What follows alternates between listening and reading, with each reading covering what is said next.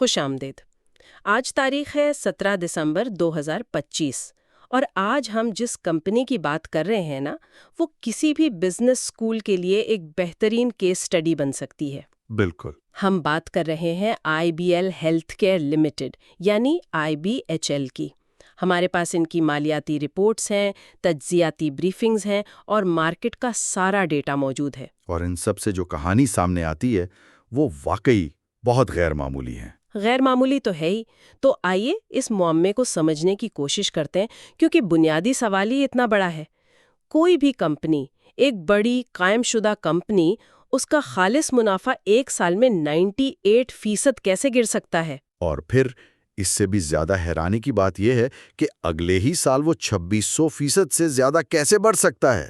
بالکل، یہ گراوٹ، پھر بحالی اور پھر بلند عزائم، یہ ایک بہت ہی ڈرامائی کہانی ہے۔ آئیے اس کے پیچھے چھپے حقائق کو سمجھتے ہیں۔ ضرور۔ ٹھیک ہے، تو آئیے اس کہانی کے سب سے تاریخ باب سے شروع کرتے ہیں۔ مالی سال 24۔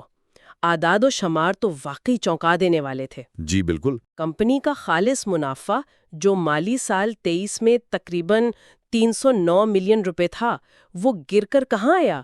صرف 7.5 ملین روپے پر۔ یہ 98% کی گراوٹ ہے، ناقابل یقین۔ اور یہ صرف منافع کی کہانی نہیں تھی، آمدنی یعنی ریونیو وہ بھی تو گرا تھا۔ جی، وہ بھی 11% کم ہوا، 4.03 ارب روپے سے کم ہو کر 3.60 ارب پر آ گیا۔ تو مطلب جب آپ کا منافع اور آمدنی دونوں ایک ساتھ اتنی تیزی سے گریں تو یہ خطرے کی گھنٹی ہوتی ہے۔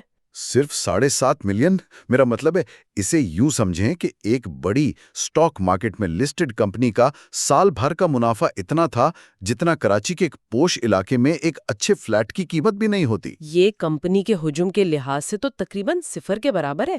تو سوال یہ ہے کہ آخر ہوا کیا تھا؟ گڑبڑ کہاں تھی؟ دیکھیں، یہ کوئی ایک وجہ نہیں تھی، یہ آپ کہہ سکتے ہیں کہ 2 بڑے مسائل کا ایک زہریلا مرکب تھا۔ اچھا، پہلی اور سب سے بڑی وجہ تھی سپلائی چین میں شدید رکاوٹیں۔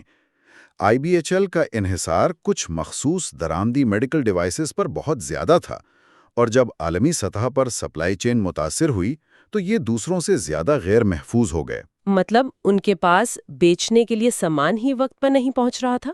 بالکل۔ یہ تو ایک کلاسک مسئلہ ہے، آپ کے پاس گاہک ہے لیکن بیچنے کے لیے مال نہیں۔ لیکن صرف اس سے تو منافع 98% نہیں گرتا۔ دوسری وجہ کیا تھی؟ دوسری وجہ اس سے بھی زیادہ دلچسپ ہے۔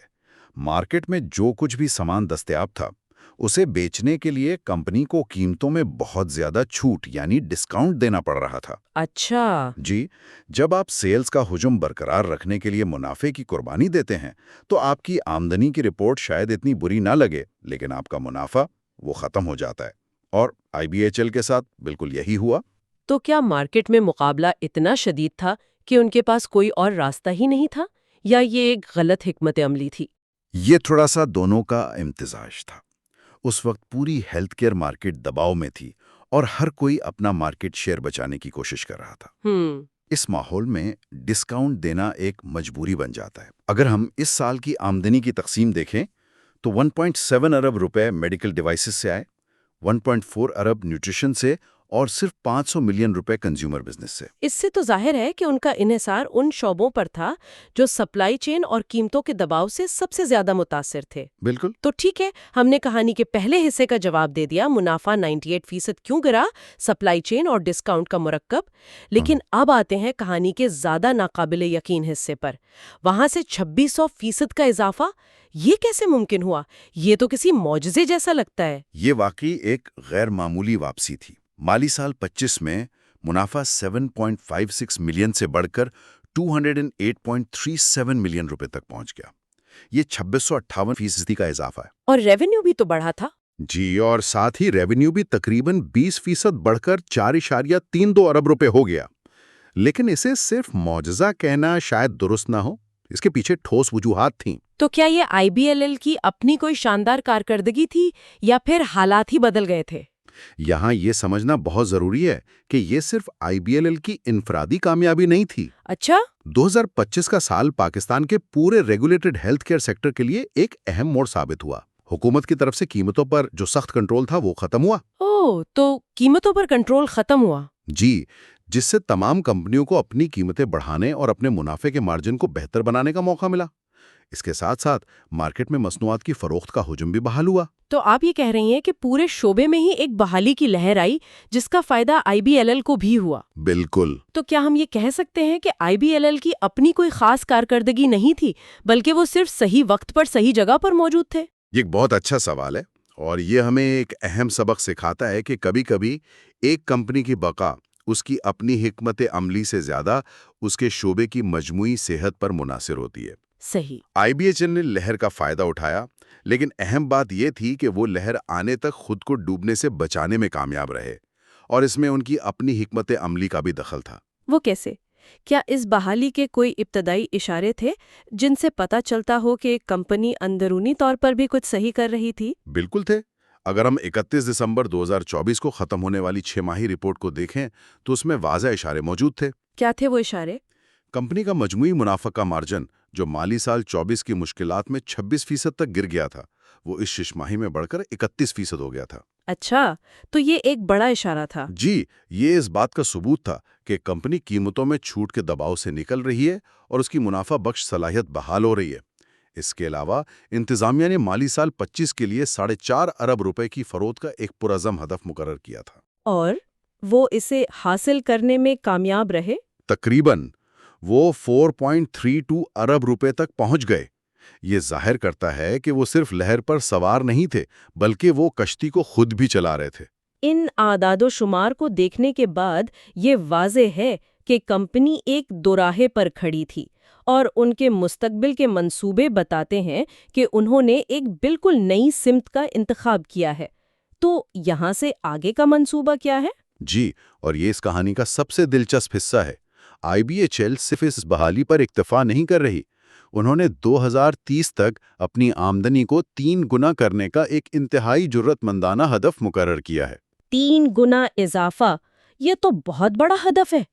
اس کا مطلب ہے کہ وہ صرف اپنے پرانے کاروبار کو بہتر بنا کر؟ نہیں، بالکل نہیں۔ یہ ہدف حاصل نہیں کر سکتے، انہیں کچھ نیا کرنا پڑے گا۔ تو ان کی حکمت عملی کے اہم ستون کیا ہیں؟ ان کی حکمت عملی کا مرکز ہے ایک بہت بڑی تبدیلی، روایتی ریگولیٹڈ ہیلتھ کیئر سے ہٹ کر براہ راست صارف پر مبنی غیر ریگولیٹڈ مارکیٹ کی طرف جانا۔ دلچسپ۔ اس میں سب سے پہلا اور اہم قدم ہے اسٹیویا پر مبنی مصنوعی مٹھاس، یعنی آرٹیفیشل سویٹنرز۔ جیسے جیسے لوگ صحت کے بارے میں زیادہ باشعور ہو رہے ہیں، چینی کے متبادل کی مارکیٹ تیزی سے بڑھ رہی ہے۔ صحیح۔ اسٹیویا کے علاوہ اور کن شعبوں پر توجہ دی جا رہی ہے؟ دوسرا بڑا شعبہ نزلہ، زکام اور کھانسی کی وہ دوائیں ہیں جو ڈاکٹر کے نسخے کے بغیر دستیاب ہوتی ہیں، جنہیں ہم اوور دی کاؤنٹر یا OTC ریمیڈیز کہتے ہیں۔ یہ ایک بہت بڑی کنزیومر مارکیٹ ہے جس میں برانڈنگ اور مارکیٹنگ کا بہت عمل دخل ہوتا ہے۔ بالکل، اور اس کے علاوہ وہ نیوٹراسیوٹیکلز اور فلاح و بہبود یعنی ویلنس کی نئی کیٹیگریز میں بھی داخل ہو رہے ہیں۔ ایک منٹ، جب آپ نیوٹراسیوٹیکلز کہتے ہیں تو اس سے کیا مراد ہے؟ کیا ہم وائٹامن سپلیمنٹس کی بات کریں یا کچھ اور؟ اچھا سوال ہے۔ دیکھیں، یہ ایک بہت وسیع شعبہ ہے۔ اس میں وائٹامنز، منرلز، جڑی بوٹیوں سے بنے سپلیمنٹ سے لے کر وہ غذائی مصنوعات بھی شامل ہیں جن میں اضافی طبی فوائد ہوں۔ جیسے ہڈیوں کو مضبوط کرنے والا دہی؟ بالکل، یا دل کے لیے مفید تیل۔ یہ فارما اور فوڈ کے درمیان کی ایک بہت بڑی اور تیزی سے بڑھتی ہوئی مارکیٹ ہے۔ بنیادی طور پر یہ وہ مصنوعات ہیں جو بیماری کے علاج کے بجائے صحت کو برقرار رکھنے اور بہتر بنانے پر توجہ دیتی ہیں۔ اور کمپنی نے مستقبل کے لیے خواتین کی صحت اور بالغوں کے لیے جامع غذائیت کو بھی اگلے محاذ کے طور پر شناخت کیا ہے۔ لیکن یہ کنزیومر مارکیٹ میں داخل ہونا، یہ ایک بہت بڑا قدم ہے۔ ہیلتھ کیئر اور FMCG یعنی فاسٹ موونگ کنزیومر گڈز تو دو بالکل مختلف دنیا ہیں۔ جی بالکل۔ ایک میں آپ ڈاکٹروں اور ہسپتالوں سے بات کرتے ہیں، دوسرے میں آپ کو ٹی وی اشتہارات اور سوشل میڈیا کے ذریعے عام صارف تک پہنچنا ہوتا ہے۔ کیا IBHL کے پاس اس کے لیے مہارت ہے؟ اسٹریٹجک شراکت داریاں ہیں۔ اچھا، جیسے؟ مثال کے طور پر ان کا منصوبہ تھا کہ مالی سال 25 کی تیسری سہ ماہی تک ریکٹ بینکسر کی مصنوعات کو متعارف کرایا جائے۔ ریکٹ بینکائزر؟ یہ تو ڈیٹول اور اسٹریپسلز والی کمپنی ہے۔ جی وہی، ایک بہت بڑی عالمی کنزیومر گڈز کمپنی۔ یہ تو بہت معنی خیز ہے، یعنی وہ اپنی کمزوری کو تسلیم کر رہے ہیں اور کسی ایسے پارٹنر کو ساتھ لا رہے ہیں جس کے پاس وہ مہارت موجود ہے جو ان کے پاس نہیں۔ بالکل، ریکٹ بینکائزر جیسی کمپنیاں مارکیٹنگ اور ڈسٹریبیوشن کا وہ وسیع تجربہ لاتی ہیں جو IBL-HL کے پاس شاید نہ ہو، لیکن اس میں ایک خطرہ بھی ہے۔ اور وہ کیا ہے؟ خطرہ یہ ہے کہ وہ اپنی شناخت کھو سکتے ہیں اور صرف ایک ڈسٹریبیوٹر بن کر رہ سکتے ہیں۔ انہیں اس بات کو یقینی بنانا ہوگا کہ وہ اپنے برانڈز کو بھی ساتھ ساتھ مضبوط کریں۔ ٹھیک ہے، تو یہ تو بیرونی حکمت عملی ہوئی، کیا کمپنی کے اندر بھی کوئی تبدیلیاں لائی جا رہی ہیں؟ جی ہاں، اور یہ بہت اہم ہے۔ اندرونی طور پر کمپنی اب مقامی طور پر تیار کی جانے والی ان مصنوعات پر زیادہ زور دے رہی ہے جن میں منافع کا مارجن زیادہ ہو۔ اس سے ان کا درآمدات پر انحصار کم ہوگا۔ بالکل، جو مالی سال 24 میں ان کی بڑی کمزوری ثابت ہوا تھا۔ اس کے علاوہ پریپ اپ نامی اپنی پروڈکٹ لائن میں 50% اضافے اور 100 ملین روپے کی فروخت کا ہدف رکھا گیا ہے۔ اور میڈیکل ڈیوائسز کا کیا؟ وہ اپنے روایتی کاروبار کو بھی نہیں بھول رہے اور اس میں بھی نئے آلات متعارف کرانے کا منصوبہ ہے۔ تو یہ ایک جامع حکمت عملی ہے جو نئے مواقع تلاش کرنے کے ساتھ ساتھ اپنے بنیادی کاروبار کو بھی مضبوط بنا رہی ہے۔ تو خلاصہ یہ ہے کہ IBLH کی کہانی 3 حصوں پر مشتمل ہے۔ پہلا حصہ ایک خوفناک گراوٹ، دوسرا حصہ ایک غیر معمولی بحالی، اور اب تیسرا اور سب سے اہم حصہ شروع ہو رہا ہے، ایک انتہائی پرعزم مستقبل کی طرف سفر جس میں وہ اپنی پہچان بدلنے کی کوشش کر رہے ہیں۔ بالکل، اور اس بحالی اور مستقبل کی حکمت عملی کو سمجھنے کے لیے 2 چیزیں کلیدی ہیں۔ ایک طرف تو پورے شعبے میں آنے والی بحالی نے کمپنی کو زندہ رہنے کا موقع دیا۔ صحیح۔ پر مبنی حکمت عملی نے اسے ترقی کی نئی راہ دکھائی ہے۔ یہ صرف قسمت کا کھیل نہیں تھا، بلکہ تیاری اور موقع کا ایک بہترین امتزاج ہے۔ انہوں نے برہان کو ایک موقع میں تبدیل کیا ہے تاکہ وہ ایک زیادہ مضبوط اور متنوع کمپنی بن سکیں۔ یہ واقعی ایک دلچسپ کیس اسٹڈی ہے۔ جی، ایک کمپنی جو اپنے بنیادی ریگولیٹڈ کاروبار میں مشکلات کا شکار ہوئی، اب اپنی ترقی کا مستقبل ایک غیر ریگولیٹڈ صارف پر بنیادی مارکیٹ میں دیکھ رہی ہے۔ اور یہی وہ نقطہ ہے جو اس گفتگو کو ایک حتمی غور طلب سوال پر ختم کرتا ہے۔ IBHL کی حکمت عملی کا زیادہ تر انحصار سٹیویا اور عام بیماریوں کی ادویات جیسی نئی کنزیومر ویلنس مصنوعات کی طرف منتقل ہونے پر ہے۔ یہ ایک ریگولیٹڈ سیکٹر میں کام کرنے والی کسی بھی کمپنی کے لیے ایک اہم سوال پیدا کرتا ہے۔ کیا تیزی سے ترقی کا اصل راستہ اپنے روایتی، محفوظ لیکن سست رفتار بنیادی کاروبار سے ہٹ کر غیر ریگولیٹڈ، تیز رفتار لیکن زیادہ خطرناک صارف پر بنیادی مارکیٹ کی طرف جانے میں ہے؟ یہ ایک بہت بڑا سوال ہے۔ یہ ایک ایسا راستہ ہے جس پر چلنے کا خطرہ بہت سی کمپنیاں مول لینا چاہیں گے، لیکن اس میں کامیابی کی کوئی گارنٹی نہیں ہے۔